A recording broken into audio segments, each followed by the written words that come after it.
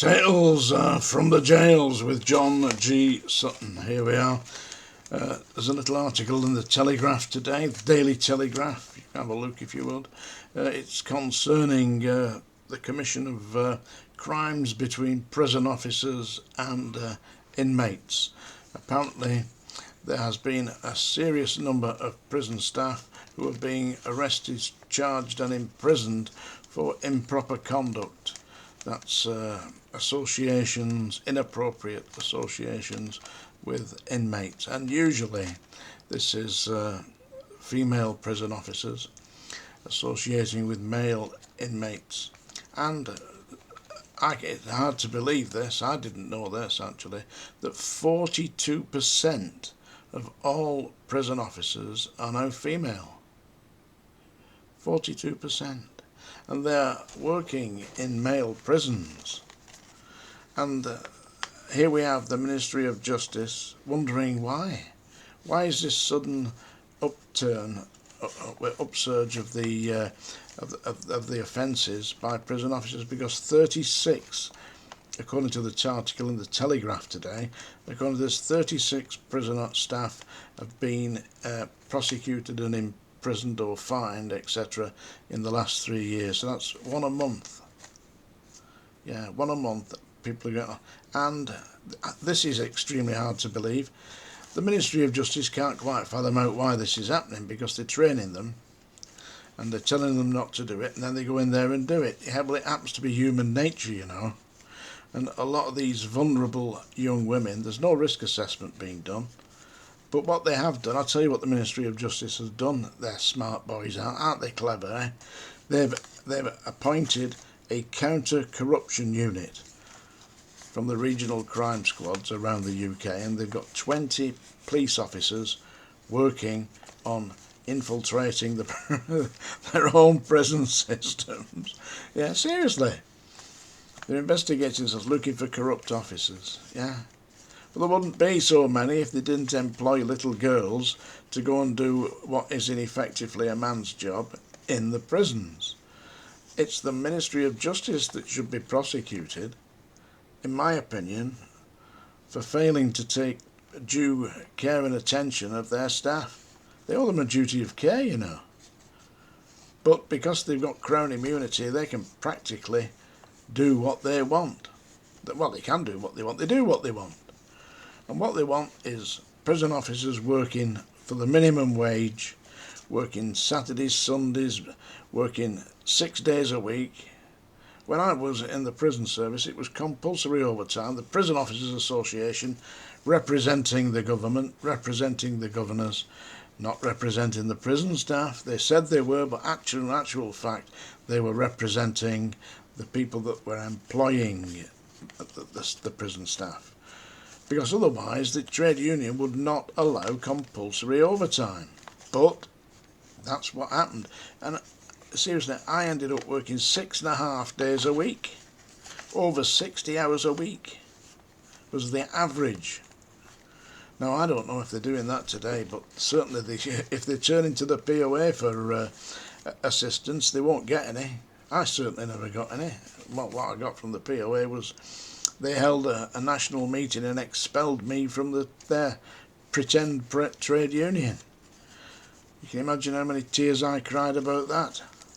Anyway, so the Ministry of Justice have decided in their wisdom, I mean, they must be smart boys, these, obviously, some genius up there at Westminster have decided, I know what we'll do, we'll have a counter-corruption unit. So they're spending, well, 20 police officers, the cost of 20 police officers and all that goes with it, to investigate the corruption that they're instigating themselves by placing very vulnerable young women, some as young as 19, 20 years old, on the landings in places like Strangeways, Armley Jail, Walton Jail, Wormwood Scrubs.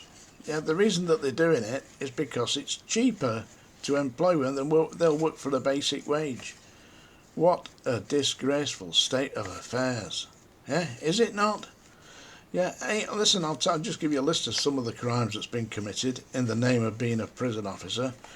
with a skirt. And anyway, listen, I know that these ladies are very often they're dedicated people who want to work, but it's a dangerous position, and they're vulnerable to being seduced and intimidated by male prisoners, alpha male prisoners.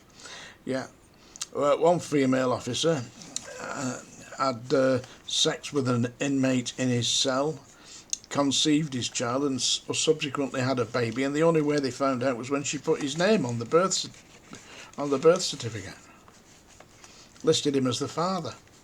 She got arrested. I think she got 10 months or something like that. One of the governors at HMP Onley, one of the governors was jailed. A 42-year-old woman, I believe, 47 she was, having sexual relationships with one of the inmates. That's ruined her life. I think she got 2 years or something like that. Yeah, and another female officer, seriously, another female officer had a tattoo inside on her inner thigh, yeah, of a lover in the prison's cell number. Tattooed on her inner thigh. In the last, listen, this is in the Daily Telegraph today. In the last 5 years, the prison service has increased female prison staff by 27% in the last 5 years. In the name, and that's what they're saying, it's in the name of diversity. It isn't in the name of diversity, you disingenuous, lying bunch of shithouses at the MOJ. It isn't, is it? It's in the name of actually getting people to work for the basic wage, so they'll employ young ladies. And you put young ladies into somewhere like Strangeways, where you've got 100 or so inmates on a landing, and they're patrolling it on their own. They're going to get there's going to be trouble. There's going to be a temptation there, and of course they're bringing in mobile phones, and some of these women are sending in intimate pictures of themselves.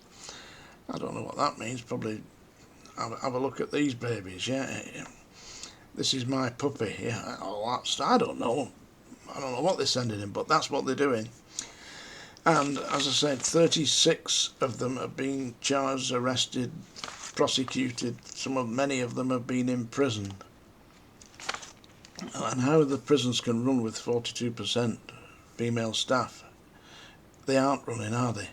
And now we've got, his name's Hines, I believe, yeah, who is the head of the prisons in the government, saying that the prisons are full. Of course they're full. You're filling them up with people who are not paying traffic fines. And the reason they're not paying traffic fines, they have no money. Because the cost of living has gone so absolutely crazy. Don't believe me, have a look. I mean, occasionally as a snack my wife gets me some Kit Kats, you know, I like Kit Kats. Well, now and again. But they've virtually doubled in price over the last few years. Absolute crazy. Anyway, I sincerely hope you won't enjoy that rant. Have a look at the article. It's in today's Daily Telegraph. Yeah. And now, I can't do the song dinger. I still haven't found it. I'll find it soon. But I'm going to read you now. I'll read you a poem. Ding, ding, ding, ding, ding, dong. That's it. That's the best you're going to get today. I'll read you a poem instead. This is Sonnet 18 by William Shakespeare. I particularly like Shakespeare. Do you know he died in 1616? But this poem essentially is testimony to the eternal nature of Shakespeare's work. It's Sonnet 18. Are you sitting comfortably? Are you there, everybody? Yeah. Bobbity Bob, are you there? And Barry Smith? Yeah. Barry's knitting a mailbag, aren't you, Barry? Good lad. Shall I compare thee to a summer's day? Thou art more lovely and more temperate. Rough winds do shake the darling buds of May, and summer's lease hath all too short a date. Sometimes too hot the eye of heaven shines, and often is his gold complexion dimmed, and every fair from fair sometime declines. by chance or nature's changing course, untrimmed. But thy eternal summer shall not fade, nor lose possession of that fair thou owest, nor shall death brag thou wanderest in his shade, when in eternal lines to time thou growest. So long as men can breathe and eyes can see, so long lives this, and this gives life to thee. Sonnet 18 by William Shakespeare. That's today's little Tales from the Jails. Don't forget to have a look at my TikTok channel, Jailer John. Lots of comedy stuff on there. I got that image of that, what's his name, Bear. Is his name Bear, the guy who was on Love Island, or was it Celebrity, I'm a Celebrity, get me out of here, something like that. I never watched it myself. Got a little piss take of him singing, I want you to play with my ding-a-ling. Really? Anyway, Tales from the Jails, John G. Sutton. Have a brilliant Saturday.